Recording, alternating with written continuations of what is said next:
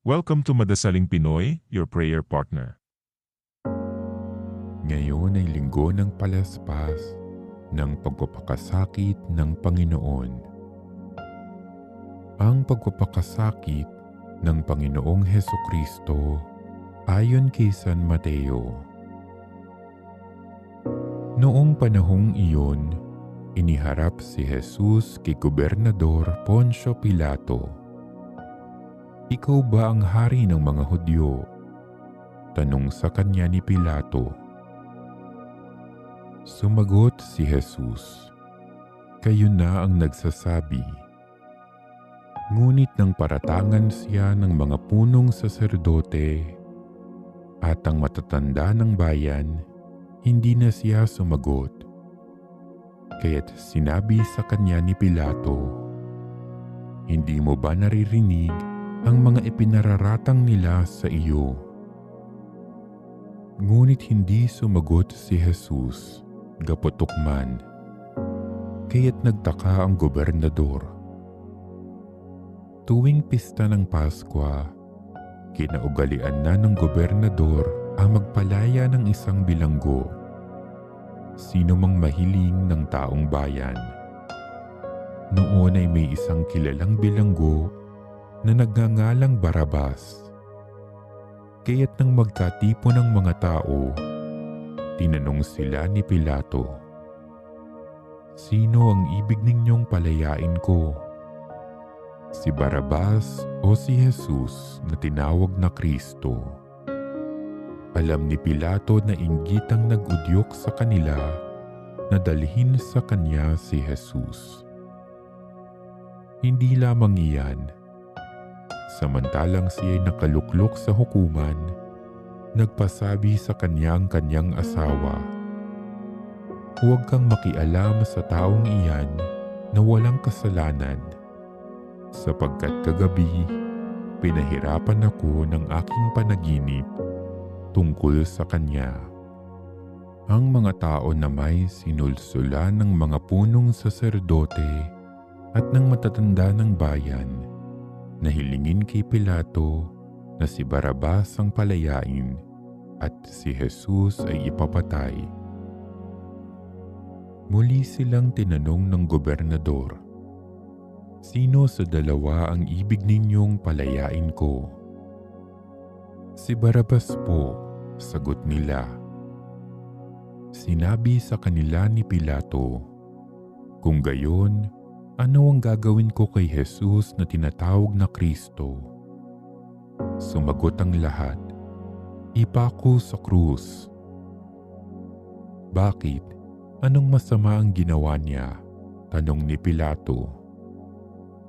Ngunit lalo pa nilang isinigaw, "Ipako sa krus."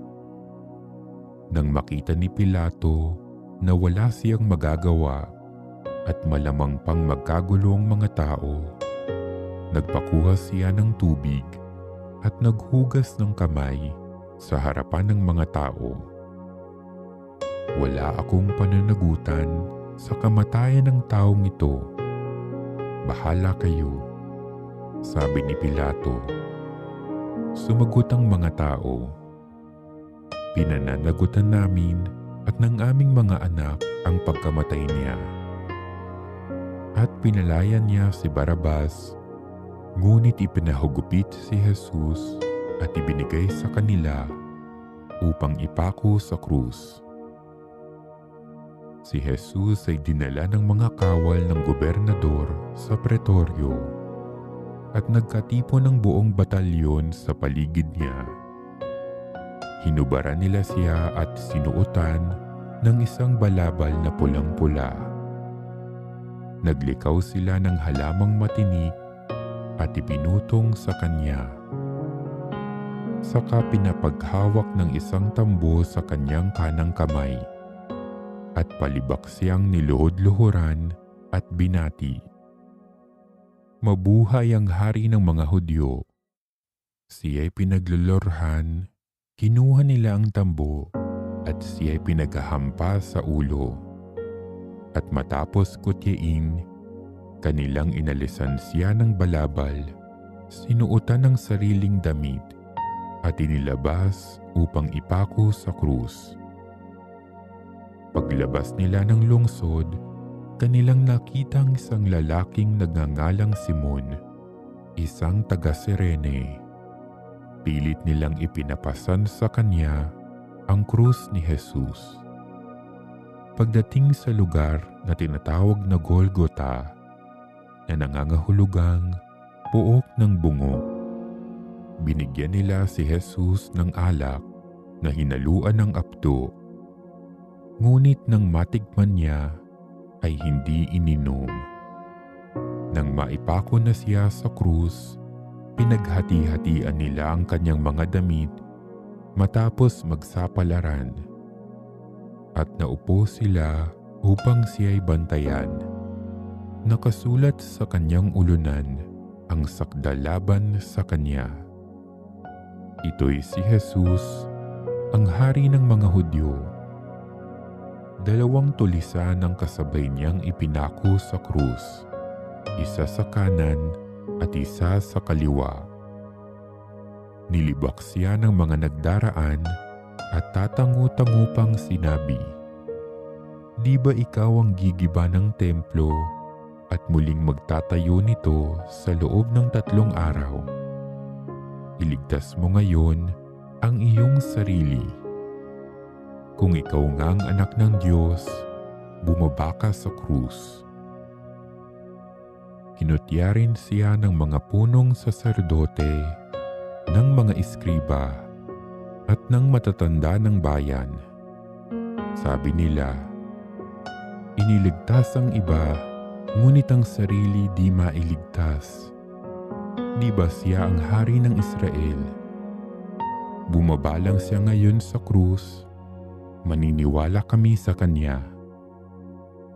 Nananalig siya sa Diyos at sinasabi niyang siya ang anak ng Diyos. Iligtas siya ng Diyos kung talagang iniibig siya. At inalipusta rin siya ng mga tulisang ipinakong kasabay niya. Mula sa tanghaling tapat hanggang sa 3 ng hapon ay nagdilim sa buong lupain. Nang mag-3 ng hapon, sumigaw si Jesus, "Eli, Eli, lama sabachthani." Ibig sabihin, Diyos ko, bakit mo ako pinabayaan?" Narinig ito ng ilan sa mga nakatayo roon at sinabi nila, "Tinatawag niya si Elias." Agad tumakbo ang isa sa kanila at kumuha ng espongha. Tinigmak ng maasim na alak, inilagay sa dulo ng isang tambo at ipinasipsip kay Jesus. Ngunit sinabi naman ng iba, "Hintay muna, tingnan natin kung darating si Elias upang iligtas siya." Muling sumigaw si Jesus at nalagutan ng hininga.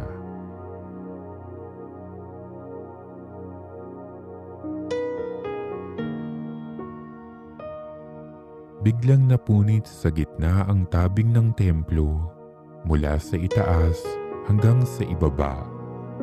Nayanig ang lupa, nagbitak ang mga bato, nabuksan ang mga libingan at nabuhay ang maraming banal na namatay na. Lumabas sila ng libingan at nang muling mabuhay si Jesus, sila'y pumasok sa banal na lungsod at nakita roon ng marami. Nasindak ang kapitan at ang mga kawal na nagbabantay kay Jesus nang maramdaman nila ang lindol at masaksihan ang lahat ng nangyari. Tunay na ito'y anak ng Diyos, sabi nila. Ang mabuting balita ng Panginoon.